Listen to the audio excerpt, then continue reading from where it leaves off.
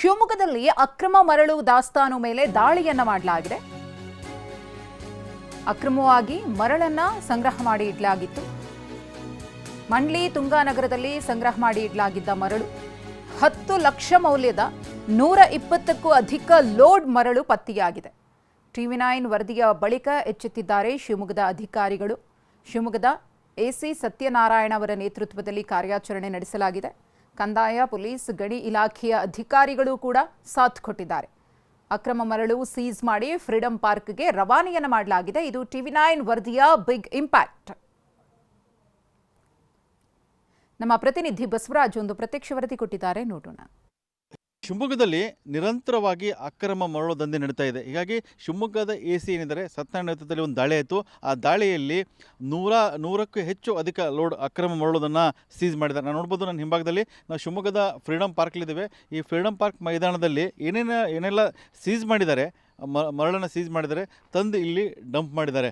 ಅಂದರೆ ಶಿವಮೊಗ್ಗ ನಗರದಲ್ಲಿರುವಂಥ ಬೇರೆ ಬೇರೆ ಭಾಗದಲ್ಲಿ, ಹೊರವಲಯದಲ್ಲಿ ಅಕ್ರಮವಾಗಿ ದೊಡ್ಡ ಪ್ರಮಾಣದಲ್ಲಿ ಮರಳನ್ನು ಸಂಗ್ರಹಿಸಿಟ್ಟಿದ್ದರು. ಅದರ ಜೊತೆಗೆ ಶಿವಮೊಗ್ಗ ಗ್ರಾಮಾಂತರ ಭಾಗದಲ್ಲಿ ಕೂಡ ಅಕ್ರಮ ಮರಳು ದೊಡ್ಡ ಪ್ರಮಾಣದ ಸಂಗ್ರಹಿಸಿಟ್ಟಿದ್ದರು. ಭದ್ರಾವತಿ ಏನು ತಾಲೂಕಿದೆ, ಅಲ್ಲೂ ಕೂಡ ಒಂದಿಷ್ಟು ಕಡೆ ಅಕ್ರಮ ಮರಳನ್ನು ಸಂಗ್ರಹಿಸಿಟ್ಟಿದ್ದರು. ಈ ದೊಡ್ಡ ಪ್ರಮಾಣದಲ್ಲಿ ಏನು ಅಕ್ರಮ ಮರಳು ಸಂಗ್ರಹಿಸಿದ್ರು, ಅದರ ಮೇಲೆ ಶಿವಮೊಗ್ಗದ ಎಸಿ ಸತ್ಯನಾರಾಯಣ ನೇತೃತ್ವದಲ್ಲಿ ದಾಳಿ ಮಾಡಿದರು. ದಾಳಿ ಮಾಡಿ ಈಗ 100 ಲೋಡ್ ಅಧಿಕ ಏನು ಮರಳಿದೆ, ಆ ಮರಳನ್ನು ಸೀಸ್ ಮಾಡಿದ್ದಾರೆ. ಹಾಗಾಗಿ ಏನೋ ಶಿವಮೊಗ್ಗ ಏನು ಗ್ರಾಮಾಂತರ ಮತ್ತು ಶಿವಮೊಗ್ಗ ಏನು ಭದ್ರಾವತಿ ಈ ಭಾಗದಲ್ಲಿ ನಿರಂತರವಾಗಿ ಅಕ್ರಮ ಮರಳು ದಂಧೆ ನಡೀತಾ ಇದೆ.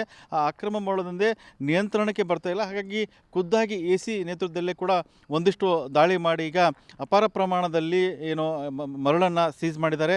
ಈ ಹೆಚ್ಚು ಕಡಿಮೆ ಈಗ 100 ಲೋಡ್ ಅಧಿಕ ಅಂತಂದ್ರೂ ಕೂಡ ಮಾರುಕಟ್ಟೆಯಲ್ಲಿ ಈಗ 10 ಲಕ್ಷಕ್ಕಿಂತ ಅಧಿಕ ಮೌಲ್ಯದ ಈ ಒಂದು ಮರಳಾಗಿದೆ. ಇದು ಕೇವಲ ಒಂದಿಷ್ಟು ಪ್ರಮಾಣದಲ್ಲಿ ದಾಳಿ ವೇಳೆಯಲ್ಲಿ ಪತ್ತೆಯಾದಂಥ ಅಕ್ರಮ ಮರಳು ದಂಧೆ. ಹಾಗಾಗಿ ನೋಡ್ಬೋದು, ಊಹಿಸ್ಕೋಬೋದು, ನಿರಂತರವಾಗಿ ಶಿವಮೊಗ್ಗದಲ್ಲಿ ಅಂದರೆ ತುಂಗಾ ನದಿ ಏನಿದೆ ಮತ್ತು ಭದ್ರಾ ನದಿ ಇದೆ, ಈ ಎರಡೂ ನದಿಗಳಲ್ಲಿ ಮತ್ತು ತುಂಗಭದ್ರಾ ನದಿ, ಈ ನದಿಗಳ ಮೂಲಕವಾಗಿ ನಿರಂತರವಾಗಿ ಅಕ್ರಮ ಮರಳು ದಂಧೆ ನಡೆಯುತ್ತೆ.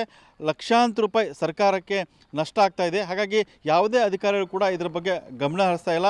ಈಗ ಒಂದು ರೇಡ್ ಆಗಿದೆ. ಒಂದು ರೇಡಲ್ಲಿ ಅಪಾರ ಪ್ರಮಾಣದಲ್ಲಿ ಮರಳು ಸಿಕ್ಕಿದೆ, ಲಕ್ಷಾಂತರ ರೂಪಾಯಿ ಮೌಲ್ಯದ ಮರಳು ಸಿಕ್ಕಿದೆ. ಹಾಗಾಗಿ ಈ ಏನು ದಾಳಿ ನಡೆದಿದೆ, ಈ ದಾಳಿ ನಿರಂತರವಾಗಿ ದಾಳಿ ನಡೆದರೆ ಶಿವಮೊಗ್ಗದಲ್ಲಿ ಏನು ಅಕ್ರಮ ಮರಳು ದಂಧೆ ಇದೆ ಅದಕ್ಕೆ ಕಡಿವಾಣ ಹಾಕ್ಬೋದು.